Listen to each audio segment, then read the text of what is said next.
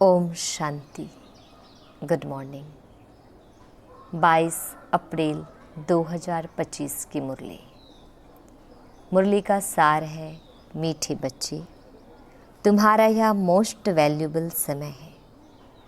इसमें तुम बाप के पूरे पूरे मददगार बनो। मददगार बच्चे ही ऊंच पद पाते हैं। मीठे बच्चे, तुम्हारा यह मोस्ट वैल्यूबल समय है। इसमें तुम बाप के पूरे पूरे मददगार बनो। मददगार बच्चे ही ऊंच पद पाते हैं। प्रश्न है, सर्विस एबल बच्चे कौन सी बहानेबाजी नहीं कर सकते हैं? सर्विस एबल बच्चे कौन सी बहानेबाजी नहीं कर सकते हैं? उत्तर है, सर्विस एबल बच्चे यह बहाना नहीं करेंगे कि बाबा यहाँ गर्मी है, यहाँ ठंडी है, इसलिए हम सर्विस नहीं कर सकते हैं। थोड़ी गर्मी हुई या ठंडी पड़ी तो नाजुक नहीं बनना है। ऐसे नहीं, हम तो सहन ही नहीं कर सकते हैं। इस दुख धाम में दुख सुख, गर्मी सर्दी, निंदा स्तुति सब सहन करना है।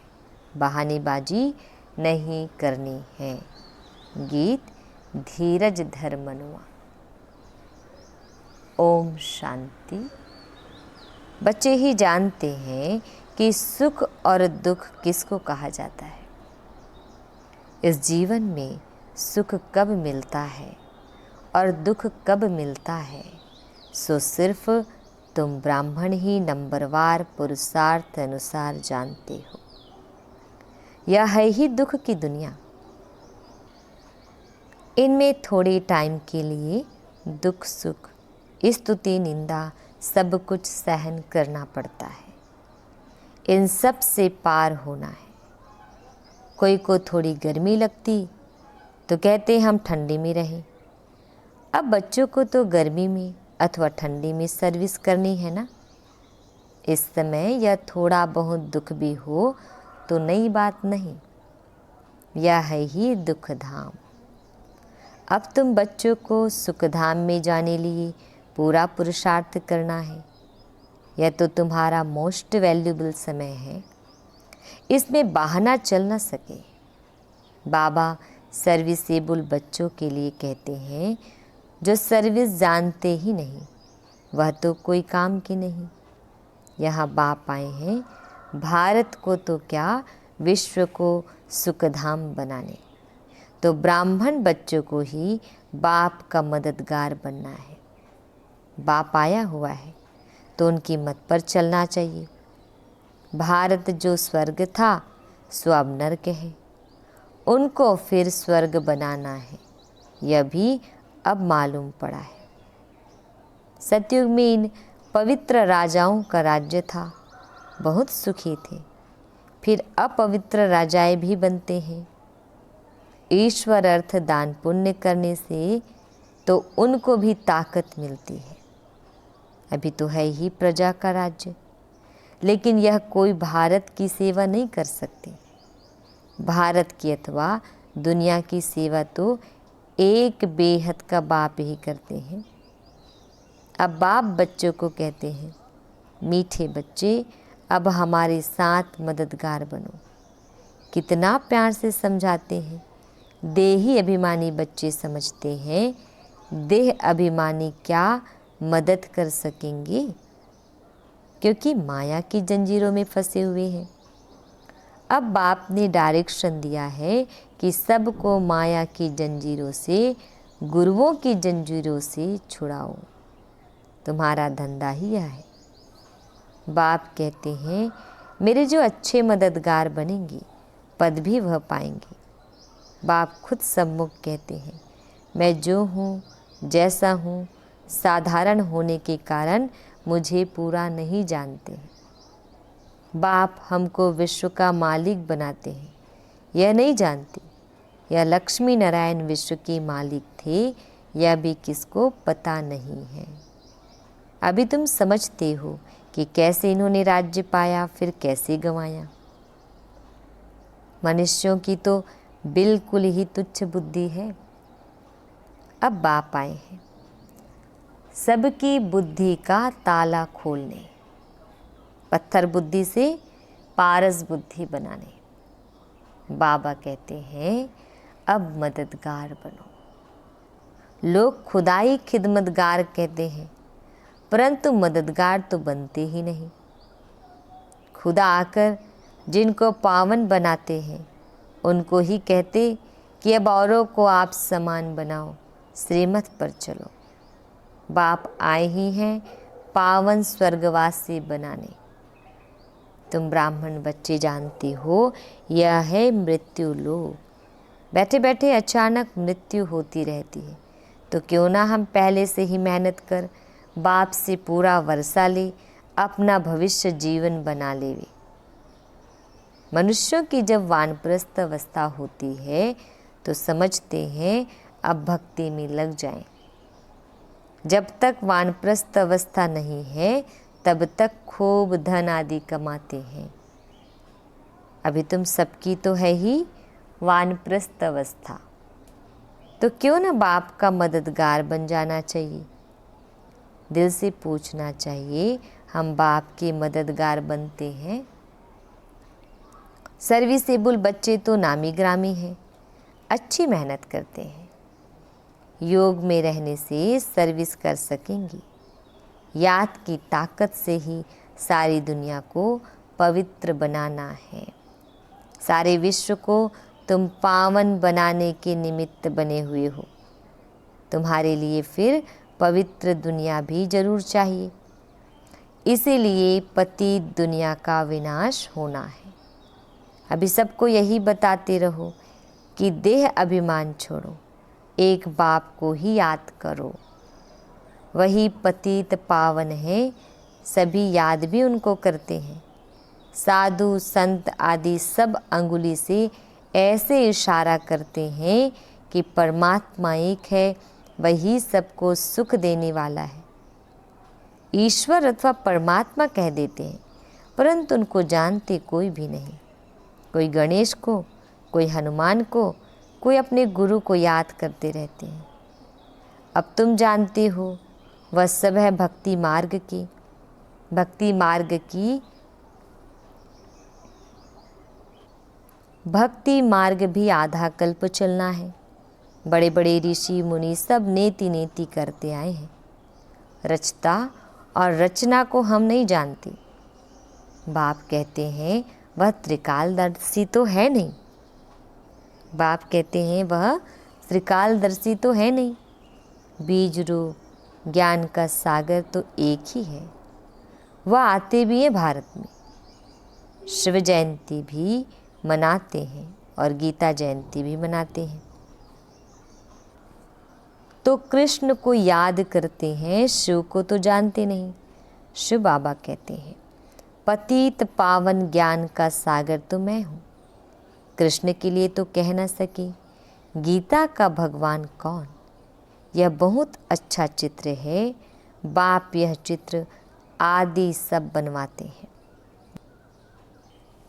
बच्चों के ही कल्याण लिए शिव बाबा की महिमा तो कंप्लीट लिखनी है। सारा मदार इन पर है। ऊपर से जो भी आते हैं वह पवित्र ही है। पवित्र बनने बिगर कोई जा ना सके। मुख्य बात है पवित्र बनने की। वह है ही पवित्र धाम, जहाँ सभी आत्माएं रहती हैं। यहाँ तुम पाठ बजाते बजाते पतित बने हो। जो सबसे जास्ती पावन वही फिर पतित बने हैं। देवी देवता धर्म का नाम निशान ही गुम हो गया है। देवता धर्म बदल हिंदू धर्म नाम रख दिया है। तुम ही स्वर्ग का राज्य लेते हो और फिर गंवाते हो। हार और जीत का खेल है। माया ते हारे हार है, माया ते जीते जीत है। मनुष्य तो रावण का इतना बड़ा चित्र कितना खर्चा कर बनाते हैं, फिर एक ही दिन में खलास कर देते हैं। दुश्मन है ना। लेकिन यह तो गुड़ियों का खेल हो गया। शिव बाबा का भी चित्र बनाए, पूजा कर, फिर तोड़ डालते हैं। देवियों के चित्र भी ऐसे बनाए, फिर जाकर डुबोते हैं। कुछ भी समझते नहीं। अब तुम बच्चे बेहद की हिस्ट्री ज्योग्राफी को जानते हो कि यह दुनिया का चक्र कैसे फिरता है। सतयुग त्रेता का किसको भी पता नहीं। देवताओं के चित्र भी ग्लानि के बना दिए हैं। बाप समझाते हैं, मीठे बच्चे, विश्व का मालिक बनने के लिए बाप ने तुम्हें जो परहेज बताई है वह परहेज करो। याद में रहकर भोजन बनाओ, योग में रहकर खाओ। बाप खुद कहते हैं, मुझे याद करो तो तुम विश्व के मालिक फिर से बन जाएंगे। बाप भी फिर से आया हुआ है, अब विश्व का मालिक पूरा बनना है। Follow father mother. सिर्फ फादर तो हो नहीं सकता। सन्यासी लोग कहते हैं हम सब फादर हैं। आत्मा से परमात्मा है, वह तो रॉन्ग हो जाता है। यहाँ मदर फादर दोनों पुरुषार्थ करते हैं। फॉलो मदर फादर, यह अक्षर भी यहाँ के हैं। अभी तुम जानते हो जो विश्व के मालिक थे, पवित्र थे, अब वह अपवित्र है, फिर से पवित्र बन रहे हैं। हम भी उनकी श्रीमत पर चल या पद प्राप्त करते हैं। वह इन द्वारा डायरेक्शन देते हैं, उस पर चलना है। फॉलो नहीं करते तो सिर्फ बाबा बाबा कह मुख मीठा करते हैं। फॉलो नहीं करते तो सिर्फ बाबा बाबा कह मुख मीठा करते हैं। फॉलो करने वाले को ही सपूत बच्चे कहेंगे ना। जानते हो, मम्मा बाबा को फॉलो करने से हम रजाई में जाएंगे। यह समझ की बात है। बाप सिर्फ कहते हैं मुझे याद करो तो विक्रम विनाश हो। बस और कोई को भी यह समझाओ तुम कैसे 84 जन्म लेते लेते अपवित्र बने हो, अब फिर पवित्र बनना है। जितना याद करेंगे तो पवित्र होते जाएंगे। बहुत याद करने वाले ही नई दुनिया में पहले पहले आएंगे। फिर औरों को भी आप समान बनाना है। प्रदर्शनी में बाबा मम्मा समझाने लिए जा नहीं सकते। बाहर से कोई बड़ा आदमी आता है तो कितने ढेर मनुष्य जाते हैं उनको देखने के लिए कि यह कौन आया है। यह तो कितना गुप्त है। बाप कहते हैं मैं इस ब्रह्मा तन से बोलता हूँ, मैं ही इस बच्चे का रिस्पॉन्सिबल हूँ। तुम हमेशा समझो शिव बाबा बोलते हैं, वह पढ़ाते हैं। तुमको शिव बाबा को ही देखना है, इनको नहीं देखना है। अपने को आत्मा समझो और परमात्मा बाप को याद करो। हम आत्मा है, आत्मा में सारा पार्ट भरा हुआ है। यह नॉलेज बुद्धि में चक्र लगानी चाहिए। सिर्फ दुनियावी बातें ही बुद्धि में होगी तो गोया कुछ भी नहीं जानती, बिल्कुल ही बदतर है। परंतु ऐसे ऐसे का भी कल्याण तो करना ही है। स्वर्ग में तो जाएंगे परंतु ऊंच पद नहीं, सजाएं खाकर जाएंगे। ऊंच पद कैसे पाएंगे वह तो बाप ने समझाया है। एक तो स्वदर्शन चक्रधारी बनो और बनाओ, योगी भी पक्के बनो और बनाओ। बाप कहते हैं मुझे याद करो, तुम फिर कहते बाबा हम भूल जाते हैं। लज्जा नहीं आती? बहुत हैं जो सच बताते नहीं हैं, भूलते बहुत हैं। बाप ने समझाया है कोई भी आए तो उनको बाप का परिचय दो। अब 84 का चक्र पूरा होता है, वापस जाना है। राम गयो रावण गयो, इसका भी अर्थ कितना सहज है। जरूर संगम युग होगा जबकि राम का और रावण का परिवार है। यह भी जानते हो सब विनाश हो जाएंगे, बाकी थोड़े रहेंगे। कैसे तुमको राज्य मिलता है वह भी थोड़ा आगे चल सब मालूम पड़ जाएगा। पहले से ही तो सब नहीं बताएंगे ना, फिर वह तो खेल हो ना सके। तुमको साक्षी हो देखना है, साक्षात्कार होते जाएंगे। इस 84 के चक्र को दुनिया में कोई नहीं जानती। अभी तुम बच्चों की बुद्धि में है, हम वापस जाते हैं। रावण राज्य से अभी छुट्टी मिलती है, फिर अपनी राजधानी में आएंगे। बाकी थोड़े रोज हैं। यह चक्र फिरता रहता है ना, अनेक बार यह चक्र लगाया है। अब बाप कहते हैं जिस कर्म बंधन में फंसे हो उनको भूलो। गृहस्थ व्यवहार में रहते हुए भूलते जाओ। अब नाटक पूरा होता है, अपने घर जाना है।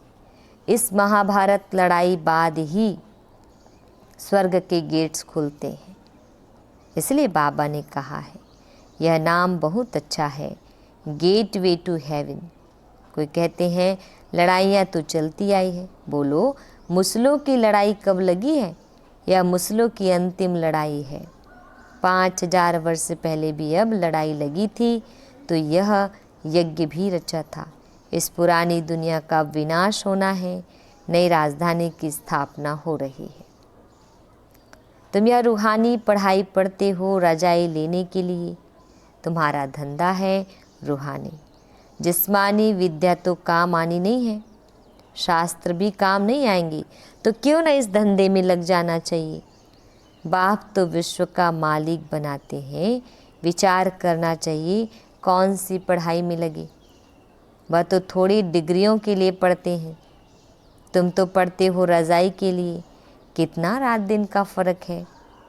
वह पढ़ाई पढ़ने से भगुरे अर्थात चने भी मिलेंगे या नहीं पता थोड़े ही है। किसका शरीर छूट जाए तो भगुरे भी गए, किसका शरीर छूट जाए तो भुगरे भी गए। यह कमाई तो साथ चलने की है, मौत तो सिर पर खड़ा है। पहले हम अपनी पूरी कमाई कर लेवे। यह कमाई करते करते दुनिया ही विनाश हो जानी है। तुम्हारी पढ़ाई पूरी होगी तब ही विनाश होगा। तुम जानते हो जो भी मनुष्य मात्र हैं उनकी मुट्ठी में है भगुरे भुगरे। तुम जानते हो जो भी मनुष्य मात्र है उनकी मुट्ठी में है भुगरे अर्थात चने। उसको ही बंदर मिशल पकड़ बैठे हैं। अब तुम रतन ले रहे हो। इन भुगरों अर्थात चनों से ममत्व छोड़ो। जब अच्छी रीति समझते हैं तब भुगरों की मुट्ठी को छोड़ते हैं। यह तो सब खाक हो जाना है। अच्छा, मीठे मीठे सिकिल दे बच्चों प्रति माता पिता बाप दादा का याद प्यार और गुड मॉर्निंग। रूहानी बाप की रूहानी बच्चों को नमस्ते। हम रूहानी बच्चों की रूहानी माता पिता बाप दादा जी को याद प्यार गुड मॉर्निंग और नमस्ते। शुक्रिया मीठे प्यारे बाबा, आपका लाख लाख शुक्रिया। धारणा के लिए मुख्य सार है, फर्स्ट पॉइंट है रूहानी पढ़ाई पढ़नी और पढ़ानी है। अविनाशी ज्ञान रत्नों से अपनी मुट्ठी भरनी है।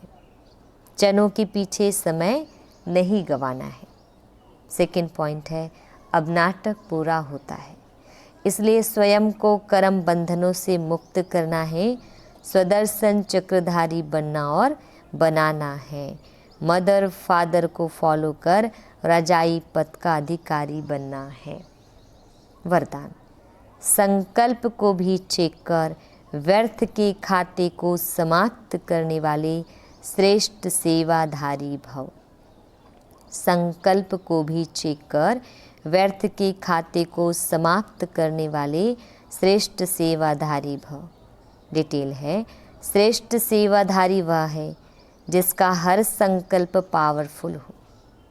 एक भी संकल्प कहाँ भी व्यर्थ ना जाए, क्योंकि सेवाधारी अर्थात विश्व की स्टेज पर एक्ट करने वाली सारी विश्व आपको कॉपी करती है।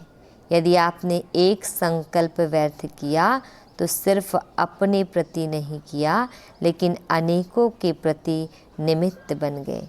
इसलिए अब व्यर्थ के खाते को समाप्त कर श्रेष्ठ सेवाधारी बनो। स्लोगन, सेवा के वायुमंडल के साथ बेहद के वैराग्य वृत्ति का वायुमंडल बनाओ। सेवा के वायुमंडल के साथ बेहद के वैराग्य वृत्ति का वायुमंडल बनाओ। अव्यक्त इशारी कंबाइंड रूप की स्मृति से सदा विजयी बनो। डिटेल है, संगम युग है ही कंबाइंड रहने का युग। बाप से अकेले हो नहीं सकते, सदा के साथ ही हो। सदा बाप के साथ रहना अर्थात सदा संतुष्ट रहना बाप और आप सदा कंबाइंड हो तो कंबाइन की शक्ति बहुत बड़ी है। एक कार्य की बजाय 1000 कार्य कर सकते हो, क्योंकि 1000 भुजाओं वाला बाप आपके साथ है। अच्छा, ओम शांति।